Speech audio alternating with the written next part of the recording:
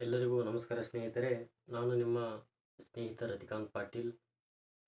ಶಿಕ್ಷಣ ಎಂಬ ಬುತ್ತಿಯಲ್ಲಿ ಪ್ರಯತ್ನವೆಂಬ ತುತ್ತೇರಲಿ ಎಂಬ ಒಂದು ವಿಚಾರದ ಮೂಲಕ ಸಮಸ್ತ ಕರ್ನಾಟಕ ರಾಜ್ಯದ ಎಲ್ಲ ನನ್ನ ಸ್ನೇಹಿತರಿಗೂ ರತಿಕಾಂತ್ ಪಾಟೀಲ್ ಮಾಡುವ ನಮಸ್ಕಾರಗಳು. ರತಿಕಾಂತ್ ಪಾಟೀಲ್ ಯೂಟ್ಯೂಬ್ ಚಾನಲಿಂದ ಇವತ್ತಿನ ತರಗತಿ ಸ್ನೇಹಿತರೆ, ಈ ಒಂದು ಸ್ಪರ್ಧಾತ್ಮಕ ಪರೀಕ್ಷೆಯಲ್ಲಿ ನಾವು ಯಾವ ರೀತಿಯ ಒಂದು ಅಭ್ಯಾಸವನ್ನು ಮಾಡಬೇಕು, ಈಗ ಮುಂಬರುವ ನೇಮಕಾತಿಯಲ್ಲಿ ಯಾವ ರೀತಿ ಪ್ರಶ್ನೆಗಳನ್ನು, ಈ ಪ್ರಶ್ನೆಯ ಗುಣಮಟ್ಟ ಯಾವ ರೀತಿ ಬದಲಾವಣೆಯಾಗಿದೆ, ಇನ್ನೂ ಕೆಲವಷ್ಟು ಜನ ಬಿಗಿನರ್ಸ್ ಇರ್ತಾರೆ, ಅಂದರೆ ಯಾವ ರೀತಿ ನಾವು ಓದಬೇಕು, ಓದಿನಲ್ಲಿ ಬದಲಾವಣೆಯನ್ನು ಈ ಒಂದು ತರಗತಿಯಲ್ಲಿ ನೋಡ್ತಾ ಹೋಗೋಣ ಸ್ನೇಹಿತರೆ. ನಾನು BA 6 ಸೆಮ್ ಫೈನಲ್ ಇಯರ್ ಓದ್ತಿದ್ದೇನೆ ಸ್ನೇಹಿತರೆ. ನಾನು ವಿಜಯಪುರದಲ್ಲಿ ವ್ಯಾಸಂಗವನ್ನು ಮಾಡ್ತಿದ್ದೇನೆ. ನಾನು ಇಲ್ಲಿಯವರೆಗೆ ಸುಮಾರು 2 ಸ್ಪರ್ಧಾತ್ಮಕ ಪರೀಕ್ಷೆಯನ್ನು ಬರೆದಿದ್ದೇನೆ. ನನ್ನಲ್ಲಿ ಆಗಿರಬೇಕಂತ ಕೆಲವಷ್ಟು ಸ್ಪರ್ಧಾತ್ಮಕ ಪರೀಕ್ಷೆಯಲ್ಲಿ ಬರೆಯುತ್ತಿರುವ ಸಂದರ್ಭದಲ್ಲಿ ಆಗಿರಬೇಕಂತ ಸನ್ನಿವೇಶಗಳು, ಘಟನೆಗಳು, ಯಾವ ರೀತಿ ನಾವು ಬದಲಾವಣೆ ಮಾಡಬೇಕು ಎಂಬುದನ್ನು ಈ ಒಂದು ತರಗತಿಯನ್ನು ನೋಡ್ತಾ ಹೋಗೋಣ ಸ್ನೇಹಿತರೆ. ಈ ಒಂದು ಇವತ್ತಿನ ತರಗತಿ ಯಾವುದಪ್ಪ ಅಂತಂದ್ರೆ, ನಮ್ಮ ಪ್ರಯತ್ನ ಹೀಗಿರಲಿ, ಅಂದ್ರೆ ಪ್ರಯತ್ನದಲ್ಲಿ ಬದಲಾವಣೆ ಆಗಬೇಕ್ರಿ. ಮೊದಲಿನ ಗುಣಮಟ್ಟದಲ್ಲಿ ಪ್ರಶ್ನೆ ಪತ್ರಿಕೆನೇ ಬೇರೆ ಇರ್ತದೆ, ಆದರೆ ಇವಾಗಿನ ಪ್ರಶ್ನೆ ಪತ್ರಿಕೆ ಬೇರೆ ಇರ್ತದೆ. ಈಗ ಮೂಲವಾಗಿ ನಾವು ಏನು ನೋಡ್ತಾ ಹೋಗೋಣ ಅಂದ್ರೆ ಸ್ನೇಹಿತರೆ, ಮೊದಲನೇದಾಗಿ ಸ್ನೇಹಿತರೆ, ಇವಾಗ ಸೆಕೆಂಡ್ PUC ಮುಗಿಸಿದ ನಂತರ ಕೆಲವಷ್ಟು ಸ್ನೇಹಿತರು ಯಾವ ರೀತಿ ಓದ್ಬೇಕಂತ ಅವ್ರಿಗೆ ಗೊತ್ತಿರಲ್ರಿ. ಇನ್ನು ಕೆಲವಷ್ಟು ಮನೆಯ ಒಂದು ವೈಯಕ್ತಿಕ ಕಾರಣದಿಂದ ಅವರು ಓದೋದು ಆಗಿರೋದಿಲ್ಲ ಸ್ನೇಹಿತರೆ. ಸುಮಾರು ಒಂದು 2-3 ವರ್ಷ ಗ್ಯಾಪ್ ಆಗಿರ್ಬೋದು, ಅಥವಾ ಓದೋದಕ್ಕೆ ಅವರಿಗೆ ಮನೆಯಲ್ಲಿ ಸ್ವಲ್ಪ ವೈಯಕ್ತಿಕ ಆರ್ಥಿಕ ಕಾರಣದಿಂದ ಓದಲು ಆಗಿರೋದಿಲ್ಲ ಸ್ನೇಹಿತರೆ. ಆದರೂ ಅವರು ಪ್ರಯತ್ನ ಮಾಡೋದು ಯಾವ ರೀತಿ ಮೊದಲಿನಿಂದಾಗಿ ಓದಲು ಒಂದು ಪ್ರಯತ್ನ ಮಾಡಬೇಕು, ಹೀಗೆ ಓದೋದನ್ನು ನೋಡೋಣ ಸ್ನೇಹಿತರೆ. ಈಗ ಮೊದಲನೇದಾಗಿ ಸ್ನೇಹಿತರೆ, ಪ್ರಮುಖವಾಗಿ ಮೊದಲನೇದಾಗಿ ಓದುತ್ತಿರ್ಬೇಕಂತ ಸ್ನೇಹಿತರು ಯಾವ ಅಂಶಗಳು ಗೊತ್ತಿರಬೇಕಪ್ಪ ಅಂತ ಸ್ನೇಹಿತರೆ, ಸರ್ಕಾರಿ ಪಠ್ಯಪುಸ್ತಕ ಬರ್ತವ್ರಿ 6ರಿಂದ 12ನೇ ತರಗತಿ.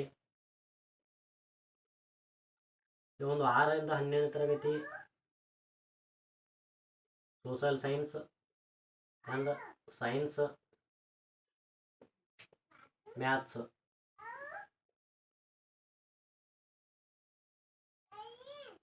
ಈ ಪುಸ್ತಕಗಳು ಮೂಲಭೂತವಾಗಿ ಗೊತ್ತಿರಬೇಕು ಸ್ನೇಹಿತರೆ. ಈ ಪುಸ್ತಕಗಳು ಓದಿದ್ದಲ್ಲಿ ಮಾತ್ರ ನಮಗೆ ಮುಂದಿನ ಯಾವುದೇ ಒಂದು ಅಥರ್ಸ್ ಬುಕ್ ಓದೋದಕ್ಕೆ ಸುಲಭ ಆಗ್ತದೆ. ಯಾವುದೇ ಒಂದು ಸ್ಪರ್ಧಾತ್ಮಕ ಪರೀಕ್ಷೆ ತೋರಿ ಸ್ನೇಹಿತರೆ, ಪೊಲೀಸ್ ಹಿಡ್ಕೊಂಡು PC to DC ವರೆಗೆ ಸ್ನೇಹಿತರೆ, ಈ ಒಂದು ಬೇಸಿಕ್ ಅಂಶ ಗೊತ್ತಿದ್ರೆ ನಮಗೆ ಒಂದು ಮುಂದಿನ ಪುಸ್ತಕ ಓದಲು ಆಗ್ತದೆ ಸ್ನೇಹಿತರೆ.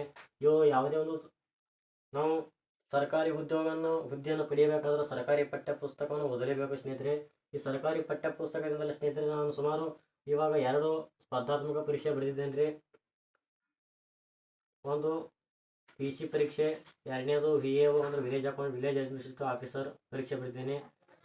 ಈ ಒಂದು ಪರೀಕ್ಷೆಯಲ್ಲಿ ಸ್ನೇಹಿತರೆ ಸುಮಾರು 60ರಿಂದ 70ರವರೆಗೂ ಈ ಒಂದು ಗೌರ್ಮೆಂಟ್ ಪುಸ್ತಕದಿಂದ ಒಂದೊಂದು ಪ್ರಶ್ನೆ ರೀ, 60ರಿಂದ 70ರವರೆಗೂ. ಇನ್ನು ಕೆಲವಿಷ್ಟೊಂದು ಇನ್ನೊಂದು 30ರಿಂದ 100ರವರೆಗೆ ಸ್ನೇಹಿತರೆ ಅವು ಕರೆಂಟ್ ಅಫೇರ್ಸ್ ಬೇಸ್ಡ್ ಮೇಲೆ ಇರ್ಬೋದು ರೀ. ಪ್ರಚಲಿತ ಘಟನೆಗಳು ಪ್ರಶ್ನೆ ಕೇಳ್ತಿರ್ತಾರೆ. ಆದ ಕಾರಣ ಮೊದಲನೇದಾಗಿ ನಾವು ಮೂಲಭೂತ ಒಂದು ಕಾರ್ಯ ಯಾವುದಿರ್ಬೇಕಪ್ಪ ಅಂತಂದ್ರೆ, 6ರಿಂದ 12ನೇ ತರಗತಿವರೆಗೆ ಒಂದು ಸರ್ಕಾರಿ ಶಾಲೆ ಪಠ್ಯ ಪುಸ್ತಕಗಳನ್ನು ಓದಿರಲೇಬೇಕು ಸ್ನೇಹಿತರೆ. ಇವುಗಳನ್ನು ಓದಿರೋ ಸ್ನೇಹಿತರೆ ನಮಗೆ 50% ಕಾರ್ಯ ಮುಗಿದ ಹಾಗೆ. ಈ ರೀತಿ ಓದೋದ್ರಲ್ಲಿ ಇದು ಮೊದಲ ಒಂದು ಕಾರ್ಯ ಅಂತ ಹೇಳ್ತೀವಿ ರೀ. ಇನ್ನು ಎರಡನೇದಾಗಿ ಸ್ನೇಹಿತರೆ,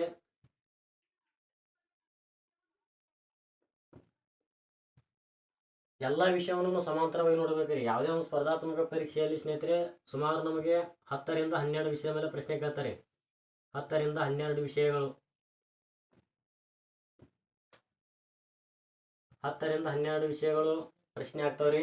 ನಮ್ಗೆ ಯಾವ್ಯಾವ ವಿಷಯಗಳು ನಮಗೆ ಗೊತ್ತಿರ್ಬೇಕಪ್ಪ ಅಂತಂದ್ರೆ, ನಾವೊಂದು ಪರೀಕ್ಷೆಯಲ್ಲಿ ಪಾಸ್ ಆಗ್ಬೇಕಪ್ಪ ಅಂತಂದ್ರೆ ಯಾವ್ಯಾವ ಅಂಶಗಳಲ್ಲಿ ಗೊತ್ತಿರ್ಬೇಕಂದ್ರೆ ಸ್ನೇಹಿತರೆ, ಮೊದಲನೇದಾಗಿ ಸ್ನೇಹಿತರೆ ಇತಿಹಾಸದ ಮೇಲೆ ಪ್ರಶ್ನೆ ಕೇಳ್ತಾರೆ. ಇತಿಹಾಸ ಸಂಪೂರ್ಣವಾಗಿ ಓದ್ಬೇಕ್ರಿ. ಇತಿಹಾಸದಲ್ಲಿ 4 ಭಾಗಗಳು ಬರ್ತವ್ರಿ. ಒಂದು ಕರ್ನಾಟಕ ಇತಿಹಾಸ, ಒಂದು ಪ್ರಾಚೀನ ಇತಿಹಾಸ, ಒಂದು ಮಧ್ಯಕಾಲೀನ ಇತಿಹಾಸ, ಒಂದು ಆಧುನಿಕ ಇತಿಹಾಸ. ಎರಡನೇದಾಗಿ ಸ್ನೇಹಿತರೆ ಭೂಗೋಳಶಾಸ್ತ್ರ, ಇದರಲ್ಲಿ 4 ಬರ್ತಾವ್ರಿ. ಒಂದು ಕರ್ನಾಟಕ, ಇನ್ನೊಂದು ಭಾರತ ಭೂಗೋಳ, ಪ್ರಾಕೃತಿಕ ಭೂಗೋಳ, 4ನೇದಾಗಿ ವಿಶ್ವ ರೀ. ಇದರಲ್ಲಿ 4 ಬರ್ತಾವ್ರಿ. ಮಹತ್ವಪೂರ್ಣವಾದ ಸಬ್ಜೆಕ್ಟ್ ಅಂತ ನೋಡ್ತೀವ್ರಿ. ಪೊಲೀಸ್ ಪರೀಕ್ಷೆಯಲ್ಲಿ ಅತಿ ಹೆಚ್ಚು ಬಾರಿ ಒಂದು ಪರೀಕ್ಷೆಯಲ್ಲಿ ಪ್ರಶ್ನೆ ಬರುವಂಥ ಒಂದು ಸಬ್ಜೆಕ್ಟ್ ಯಾವುದಪ್ಪ ಅಂತಂದ್ರೆ ಗಣಿತ ಸ್ನೇಹಿತರೆ. ಮಾನಸಿಕ ಸಾಮರ್ಥ್ಯ.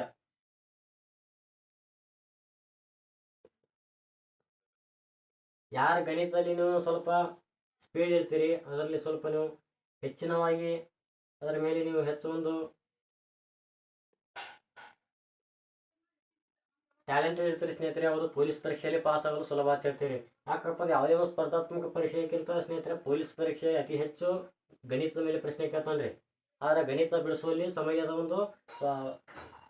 ಸಮಯವನ್ನು ನಮಗೆ ಯಾವ ರೀತಿ ಬಳಕೆ ಮಾಡೋದು ಗೊತ್ತಾಗೋದಿಲ್ರಿ. ಆದ ಕಾರಣ ಒಂದು ಮಾನಸಿಕ ಸಾಮರ್ಥ್ಯ ಒಂದು ಪ್ರಮುಖವಾದ ಘಟ್ಟ ಅಂತ ಹೇಳ್ತೀವ್ರಿ. ಅದೇ ರೀತಿಯಾಗಿ ವಿಜ್ಞಾನ ಅಂತ ನೋಡ್ತೀವ್ರಿ. ವಿಜ್ಞಾನದಲ್ಲಿ ಸ್ನೇಹಿತರೆ ಬಯಾಲಜಿ ಬರ್ತದೆ, ಜೀವಶಾಸ್ತ್ರ, ರಾಸಾಯನಶಾಸ್ತ್ರ, ಭೌತಶಾಸ್ತ್ರ, ಪರಿಸರ ವಿಜ್ಞಾನ, ತಂತ್ರಜ್ಞಾನ. ಅದೇ ರೀತಿಯಾಗಿ ಸ್ನೇಹಿತರೆ ಕಂಪ್ಯೂಟರ್ ಜ್ಞಾನ ಇರ್ಬೇಕ್ರಿ.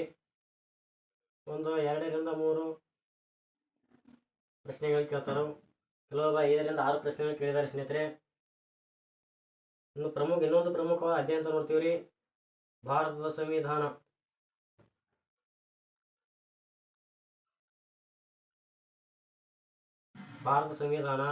ಅದೇ ರೀತಿಯಾಗಿ ಸ್ನೇಹಿತರೆ ಅರ್ಥಶಾಸ್ತ್ರ, ಇನ್ನೊಂದು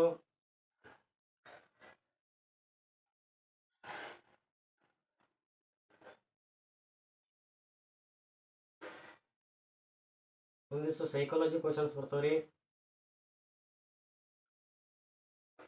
ಸೈಕಾಲಜಿ ಕ್ವಶನ್ಸ್, ನೀತಿ ಶಿಕ್ಷಣ ಅಂತ ನೋಡ್ತೀವ್ರಿ. ಇಷ್ಟು ವಿಷಯಗಳು ನಮಗೆ ಮೂಲಭೂತವಾಗಿ ಗೊತ್ತಿರಬೇಕು ಸ್ನೇಹಿತರೆ. ಇನ್ನಿಷ್ಟು ವಿಷಯ ಬರ್ತಾವ್ರಿ ಸ್ನೇಹಿತರೆ. ಪ್ರಮುಖವಾಗಿ ಇವುಗಳಿಗೆ ನಾವು ಏನಂತ ಕರಿತೀವಿ ಅಂದ್ರೆ ಸ್ನೇಹಿತರೆ ಸ್ಟ್ಯಾಟಿಸ್ಟಿಕ್ಸ್ ಜಿಕೆ ಅಂತ ಕರಿತೀವ್ರಿ. ಅಂದ್ರೆ ಮೂಲಭೂತ ಅಂದ್ರೆ ಯಾವುದೇ ಬದಲಾವಣೆ ಆಗೋದಿಲ್ಲ, ಇದ್ರಾಗ ಯಾವುದೇ ಬದಲಾವಣೆ ಆಗೋದಿಲ್ಲ ಸ್ನೇಹಿತರೆ. ಇನ್ನು ಇವುಗಳನ್ನು ಬಿಟ್ಟು ಇನ್ನು ಯಾವ ವಿಷಯಗಳು ಗೊತ್ತಿರಬೇಕಪ್ಪ ಅಂತಂದ್ರೆ ಸ್ನೇಹಿತರೆ ಪ್ರಚಲಿತವಾಗಿ ಘಟನೆಗಳಂತ ಬರ್ತಾವ್ರಿ. ನ್ಯೂಸ್ ಪೇಪರ್ ಓದ್ಬೇಕ್ರಿ ಡೈಲಿ.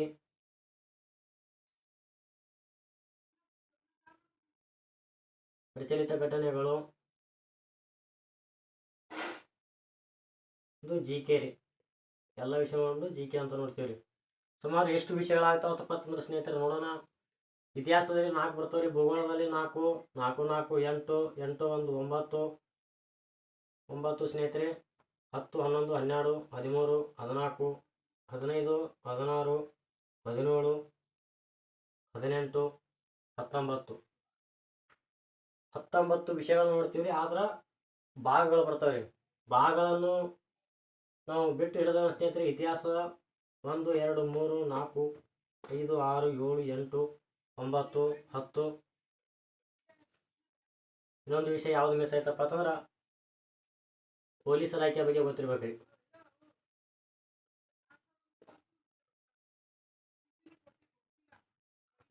ಇಷ್ಟು ವಿಷಯವನ್ನು ಪ್ರಶ್ನೆ ಕೇಳ್ತಾರೆ.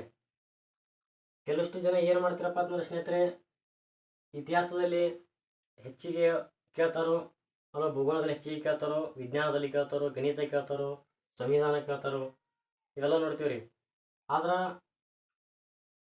ಅವಾಗಿನ ಒಂದು 2-3 ವರ್ಷದ ಹಿಂದೆ ಏನಿರ್ತಪ್ಪ ಅಂತಂದ್ರೆ ಅತಿ ಹೆಚ್ಚು ಇತಿಹಾಸ ಕೇಳ್ತಿದ್ರಿ. ಆದ್ರೆ ಈಗ ತಂತ್ರಜ್ಞಾನ ಮುಂದುವರಿದಿರೋ ಕಾರಣದಿಂದ ಸ್ನೇಹಿತರೆ ವಿಜ್ಞಾನ ಮೇಲೆ ಪ್ರಶ್ನೆ ಹೆಚ್ಚು ಕೇಳ್ತಿದ್ದಾರೆ. ಅದು ಯಾವ ರೀತಿ ಕೇಳ್ತಾರೆ ಅಂತ ಹೇಳಕ್ ಬರಲ್ಲ ಸ್ನೇಹಿತರೆ. ಅಂದ್ರೆ ಎಲ್ಲದಕ್ಕೂ ನಾವು ಸಮಾನವಾಗಿ ಆದ್ಯತೆಯನ್ನು ನೀಡಬೇಕ್ರಿ. ಇದಕ್ಕೆ ಹೆಚ್ಚು ಮಾಡಕ್ ಹೋದ್ರೆ ಅಲ್ಲಿ ನಮ್ಗೆ ಒಂದು ಸೋಲು ಆಗುವ ಸಾಧ್ಯತೆ ಜಾಸ್ತಿ ಇರುತ್ತೆ ಸ್ನೇಹಿತರೆ. ನಾನು ಪೊಲೀಸ್ ಪರೀಕ್ಷೆ ಬರೆದಿದ್ದೇನೆ ಸ್ನೇಹಿತರೆ. 2024ರಲ್ಲಿ ಸಿವಿಲ್ PC CPC ಪರೀಕ್ಷೆ ಬರೆದಿದ್ದೀನಿ ಸ್ನೇಹಿತರೆ. ಎಲ್ಲ ವಿಷಯದ ಮೇಲೆ ಸಮಾಂತರವಾಗಿ ಅಧ್ಯಯನ ಮಾಡಿದ್ದೀನಿ. ಆದರೆ ವಿಜ್ಞಾನದಲ್ಲಿ ನಾನು ಹೆಚ್ಚು ಆಸಕ್ತಿಯನ್ನು ತೋರಿಸಿಲ್ಲ ಸ್ನೇಹಿತರೆ. ಆದರೆ ನಮ್ಮ ಟೈಮ್ ಸುಮಾರು ಸ್ನೇಹಿತರೆ ಬ್ಯಾಡ್ಲಕ್ಕಾಗಿ ಮಾನಸಿಕ ಸಾಮರ್ಥ್ಯ ಮೇಲೆ ಹೆಚ್ಚಿನ ಆಸಕ್ತಿ ತೋರಿಸಿಲ್ಲ ಸ್ನೇಹಿತರೆ. ಈ ಮಾನಸಿಕ ಸಾಮರ್ಥ್ಯ ಮೇಲೆ ಸುಮಾರು 15 ಪ್ರಶ್ನೆಗಳು ಕೇಳಿಬಿಟ್ರಿ. ಸುಮಾರು 15 ಪ್ರಶ್ನೆಗಳು. ನಾನು ಪರೀಕ್ಷೆ ಬರುವ ಸಂದರ್ಭದಲ್ಲಿ 3 CAR, DAR, HK ಮತ್ತು ನಾನ್ HK ಒಟ್ಟು 2 ಪ್ರಶ್ನೆ ಪತ್ರಿಕೆ ರೀ. ನಾವು ಹಿಡ್ಕೊಂಡು ಒಟ್ಟು 3 ಪ್ರಶ್ನೆ ಪತ್ರಿಕೆ ಸ್ನೇಹಿತರೆ. ಈ CR DR ಪ್ರಶ್ನೆಯಲ್ಲಿ ಗಣಿತ ಪ್ರಶ್ನೆ 5 ಕೇಳಿದ್ರಿ. ನಾನ್ HK ಅಲ್ಲಿ 5, ಇದರಲ್ಲಿ ಒಂದು 5-6 ಇಷ್ಟೇ ಕೇಳಿದ್ರಿ ಸ್ನೇಹಿತರೆ. ಆದರೆ ಸಿವಿಲ್ PC ಯಲ್ಲಿ ಏನು ಮಾಡ್ಬಿಟ್ರೆ ಸ್ನೇಹಿತರೆ, 5-6 ಕೇಳಿರೋಕ್ಕಂಥ ಗಣಿತ ಪ್ರಶ್ನೆ ಸಿವಿಲ್ PC ಯಲ್ಲಿ ಒಮ್ಮೆ 15 ಪ್ರಶ್ನೆ ಕೇಳಿಬಿಟ್ರಿ. ಅವಾಗ ಏನಾಗ್ಬಿಡ್ತು, ಗಣಿತ ಪ್ರಶ್ನೆ ಹೆಚ್ಚು ಮಾಡಿಬಿಟ್ರಿ.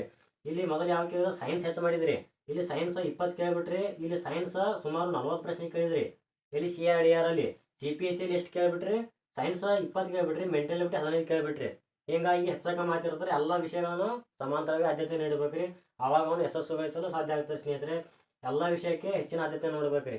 ಇನ್ನು ಈ ಒಂದು ನಾವು ವಿಷಯವನ್ನು ಓದಿದ ನಂತರ ಯಾವ ರೀತಿ ಪ್ರಶ್ನೆ ಕೇಳ್ತಾರೆ, ಹಿಂದಿನ ಪ್ರಶ್ನೆ ಪತ್ರಿಕೆ ಹೇಗಿತ್ತು, ಈಗಿನ ಪ್ರಶ್ನೆ ಪತ್ರಿಕೆ ಹೇಗಿದೆಪ್ಪ ಅಂತಂದ್ರೆ ಸ್ನೇಹಿತರೆ, ಅವಾಗಿನ ಪ್ರಶ್ನೆ ಪತ್ರಿಕೆ ಸ್ನೇಹಿತರೆ ಒಂದು ಕ್ವಶನ್ಸ್ 4 ಆಪ್ಷನ್ಸ್ ನೋಡ್ತಿದ್ದೇವೆ. ಆದರೆ ಈಗ ಪ್ರಚಲಿತವಾಗಿ ಸ್ನೇಹಿತರೆ KE ಒಂದು 2-3 ದಿನಗಳ ಹಿಂದೆ ಒಂದು ಮಾಹಿತಿಯನ್ನು ಒಂದು ಪ್ರಜಾವಾಣಿ ಪೇಪರಲ್ಲಿ ನೋಡಿದ್ದೇವ್ರಿ. ಒಂದು ಪ್ರಶ್ನೆಗೆ 5 ಆಪ್ಷನ್ಸ್ಗಳು ಬರ್ತಾವ್ರಿ ಸ್ನೇಹಿತರೆ. ಯಾವ KE department, Karnataka examination authority ಅವರು ನಡೆಸುತ್ತಿರೋಕ್ಕಂತ ಇನ್ನು ಮುಂದೆ ನಡೆಸ್ತಾರಲ್ಲ ಪರೀಕ್ಷೆ, ಯಾವುದೇ ಪರೀಕ್ಷೆ ಆಗಿಲ್ರಿ, ಆ ಒಂದು ಪರೀಕ್ಷೆಯಲ್ಲಿ ಸ್ನೇಹಿತರೆ 5 ಆಪ್ಷನ್ಸ್ ನೋಡ್ತೀವಿ. ಈಗ ಯಾವುದೇ ಒಂದು ಪ್ರಶ್ನೆ ಇತ್ತು ಸ್ನೇಹಿತರೆ, A, B, C, D ಎಷ್ಟು ಆಪ್ಷನ್ಸ್ ಇರ್ತಾರೆ, ಯಾವುದಕ್ಕೆ ಒಂದು ರೈಟ್ ಮಾಡ್ಬೇಕಾಗ್ತೈತ್ರಿ.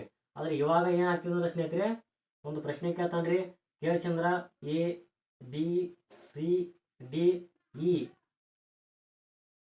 ಈಗ ಇದೆ ಸ್ನೇಹಿತರೆ. ಇದು 2025 ಸ್ನೇಹಿತರೆ.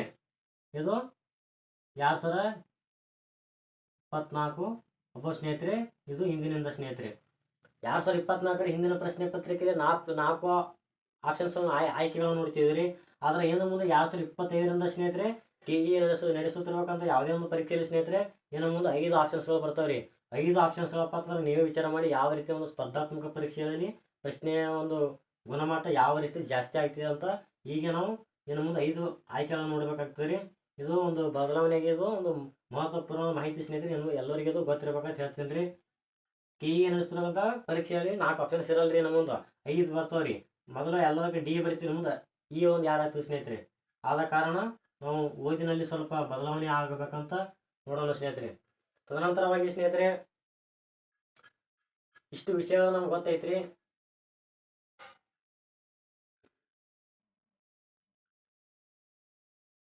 ಇನ್ನು ಯಾವ ರೀತಿಯ ಒಂದು ಪ್ರಶ್ನೆ ಬರ್ತಾವಂತ ನೋಡೋಣ ಸ್ನೇಹಿತರೆ.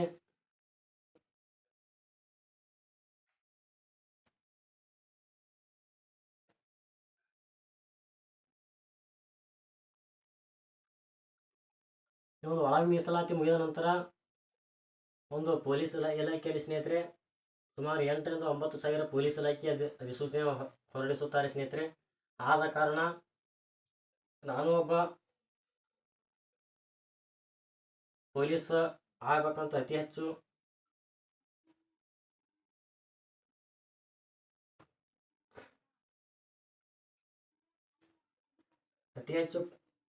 ಒಂದು ಪೋಸ್ಟ್ ಇರ್ತದೆ ಸ್ನೇಹಿತರೆ. ಸಾರಿ, ನೀವು ಒಂದು ಸತತ ಪ್ರಯತ್ನದಿಂದ ಗೆಲುವು ಸಾಧಿಸಲು ಸಾಧ್ಯ ಅಂತ ನೋಡೋಣ ಸ್ನೇಹಿತರೆ.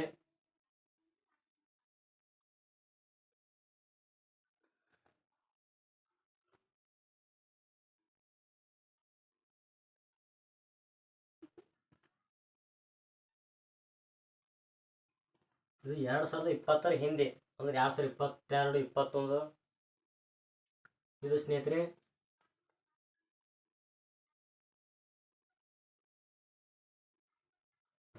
ಎರಡು ಸಾವಿರದ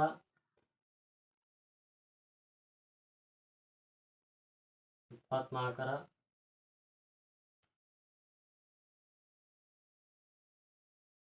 ನಂತರ ಸ್ನೇಹಿತರೆ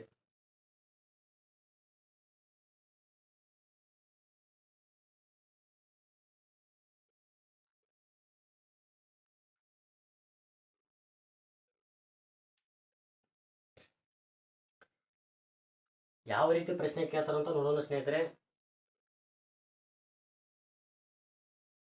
ಒಂದು ಪ್ರಶ್ನೆ ನೋಡೋಣ ಸ್ನೇಹಿತರೆ, ಯಾವ್ದಾದ್ರು ಒಂದು ಪ್ರಶ್ನೆ.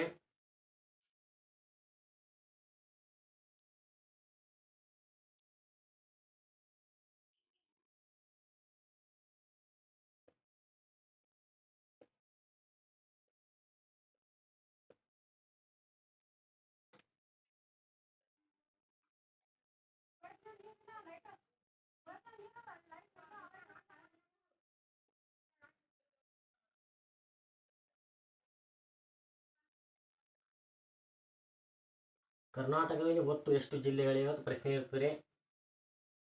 ಆಪ್ಷನ್ ಸಿ 21, ಬಿ 31,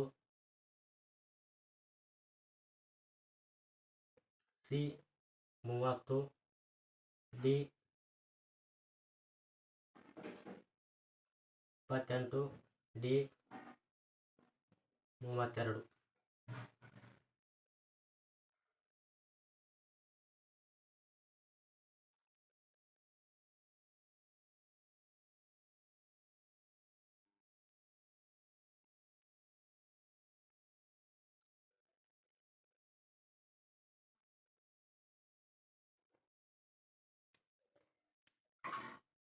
ಅದೇ ಪ್ರಶ್ನೆ ಇವಾಗ ಯಾವ ರೀತಿ ಕೇಳ್ತಾ ಸ್ನೇಹಿತರೆ,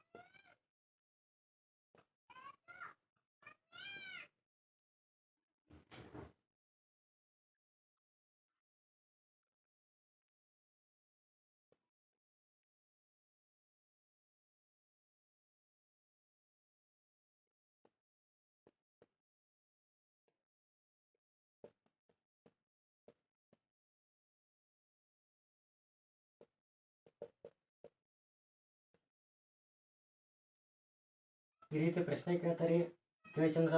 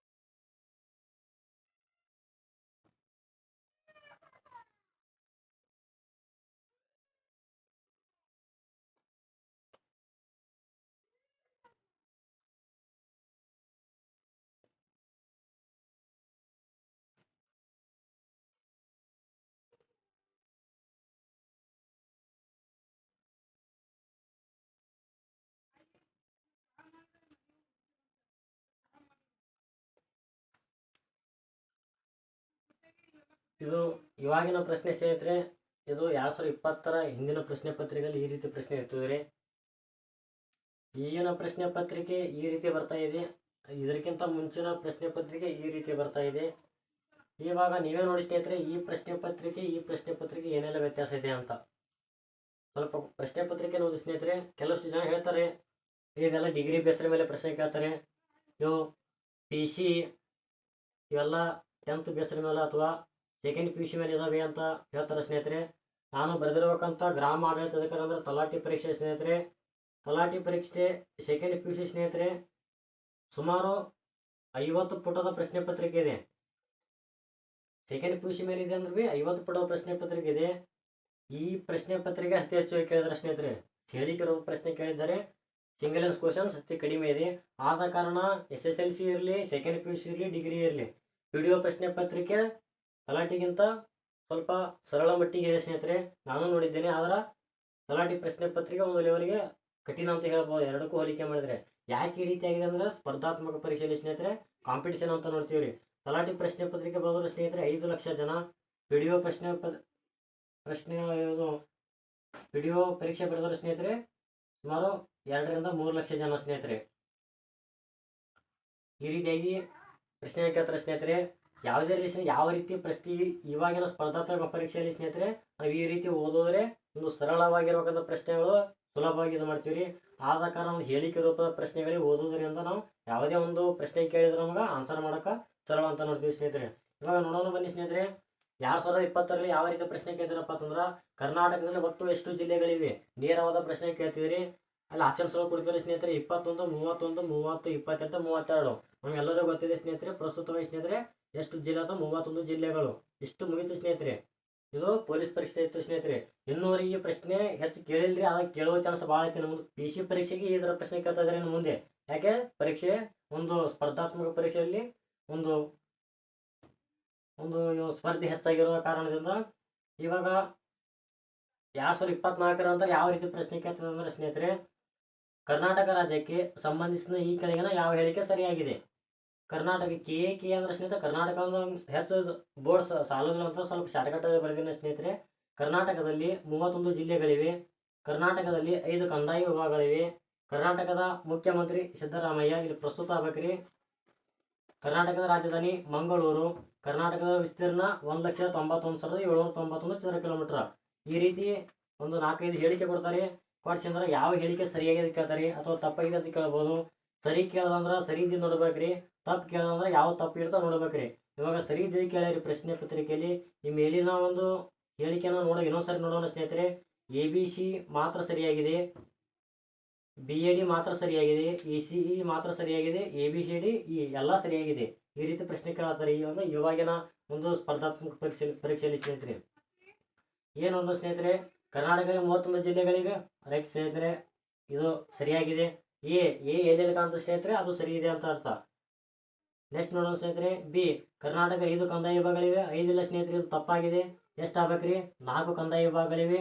ಅಂದ್ರೆ B ತಪ್ಪಾಗಿದೆ ಸ್ನೇಹಿತರೆ. ಇಲ್ಲಿ B ಎಲ್ಲಿದೆ ಎಲಿಮಿನೇಷನ್ ಮಾಡ್ಬೇಕ್ರಿ.